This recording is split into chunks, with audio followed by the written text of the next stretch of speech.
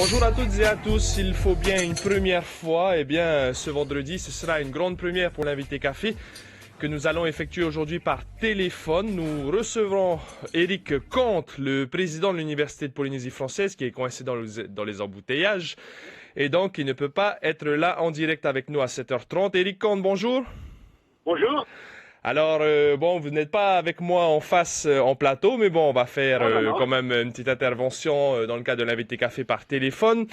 L'université, l'actualité de l'université, donc, c'est l'ouverture d'une prépa pour les écoles d'ingénieurs. C'est une prépa maths physique sur 2 ans. Alors, qu'est-ce qui a motivé l'ouverture de cette filière sur 2 ans pour l'université? Alors, d'abord, c'est que ça n'existait pas en Polynésie. Une prépa, ce qu'on appelait avant les maths sup, maths spé. Il y a une autre prépa scientifique au Taoné, mais qui est plus technologique. Et nous avons souhaité ouvrir une préparation pour les grandes écoles d'ingénieurs sur une filière qu'on appelle maths physique et qui est celle qui offre le plus de possibilités pour les écoles. Voilà, donc bien sûr, ça c'était la première chose, il n'y en avait pas et ça oblige donc normalement les jeunes qui souhaitent faire ces préparations, les jeunes qui sont en général très forts en maths, à quitter la Polynésie et à aller notamment en métropole dans des prépas qui existent dans les lycées normalement. Mais ça demande évidemment d'une part pour ceux qui n'ont pas tellement de moyens des sacrifices très importants pour leur famille et puis également, eh bien, ça demande pour ces jeunes d'autres, comment dire, les prépas, c'est quelque chose qui est très exigeant au niveau de temps. Il faut se consacrer seulement au travail. Et en fait, quand un jeune part tout seul en métropole, eh bien, il va falloir qu'il s'occupe de plein d'autres choses qui vont occuper son temps, les courses, le ménage, etc.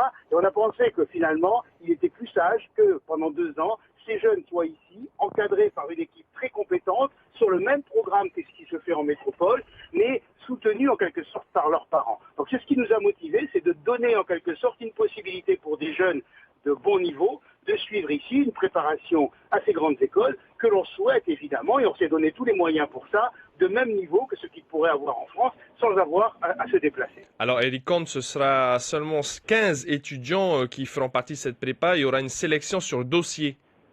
Bien sûr. Alors, on dit 15.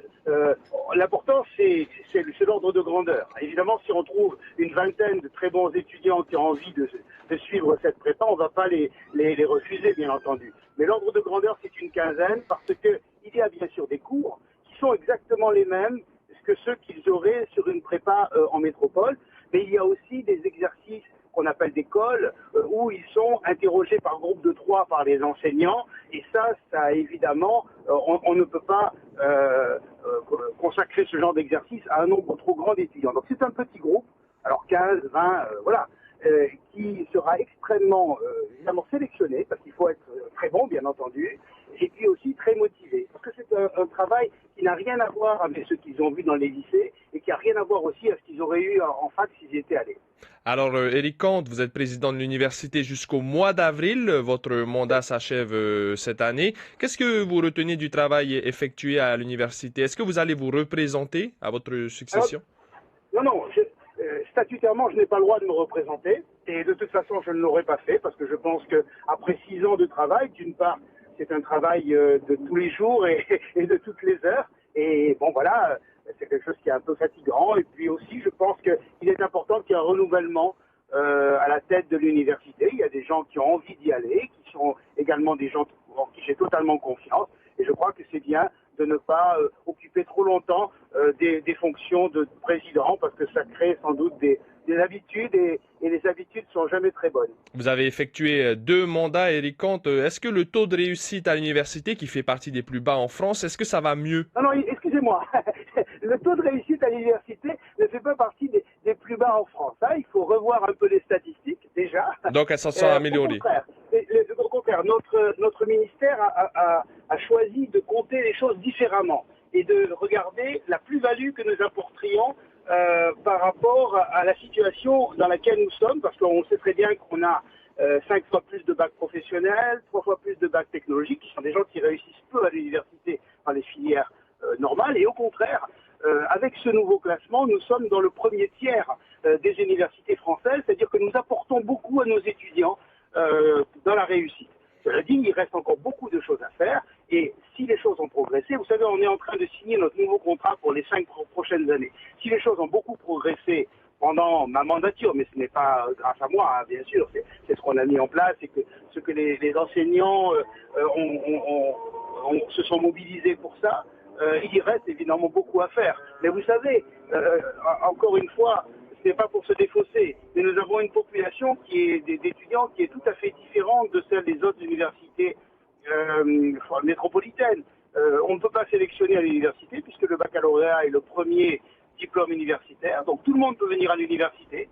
Évidemment, il y a des gens, comme je l'ai dit, qui ont des bacs professionnels, des bacs technologiques pour lesquels l'université n'est pas la bonne issue. Ils viennent quand même, on ne peut pas les sélectionner, mais on a une sélection qui n'est pas par l'origine, qui n'est pas par le statut social, qui n'est pas par tout ça. C'est gratuit l'université. Et bien la sélection, c'est par le travail et c'est par les compétences. Et là, évidemment, des étudiants qui n'ont pas le niveau et qui ne sont pas formés pour cela, eh bien échouent. Et c'est ça qui explique nos taux de réussite, évidemment insatisfaisants, même s'il y a une vraie progression. On ne pourra pas faire réussir quoi qu'on fasse ces jeunes qui ne sont pas faits pour venir à l'université. Dernière question, Éric Comte. Il y a eu une agression à l'arme blanche sur le campus il y a quelques jours. Il y a donc des problèmes de sécurité. Est-ce que vous avez changé des choses depuis cet incident? Oui, alors bien sûr, vous savez, on avait des incivilités, ce qu'on appelle des incivilités, parce que vous savez, on a un campus qui fait 19 hectares. Hein, donc évidemment, sans clôture étanche, et ça qui voudrait vraiment des contrôles à l'entrée du campus, je ne pense pas que les étudiants y soient préparés, et surtout il y a d'autres problèmes que ça poserait, donc c'est difficile à surveiller. Donc évidemment, il y a des endroits à l'université qui le soir sont un peu plus sombres, et puis on a aussi un environnement qui est compliqué.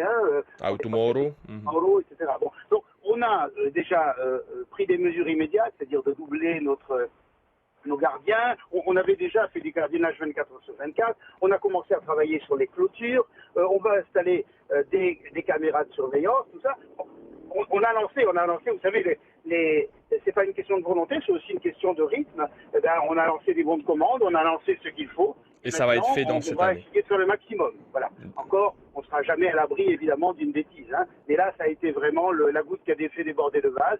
Et on ne peut pas ne pas réagir parce qu'effectivement, on est évidemment soucieux de la sécurité, non seulement des étudiants, bien sûr, mais aussi de nos enseignants et de toutes les personnes qui viennent sur notre campus. Merci en tout cas, Éric Comte, d'avoir répondu à notre invitation par téléphone. Première invité à distance, hein, merci. Vous êtes le président de l'Université de Polynésie française et on vous souhaite une bonne journée dans les bouchons peut-être. Merci.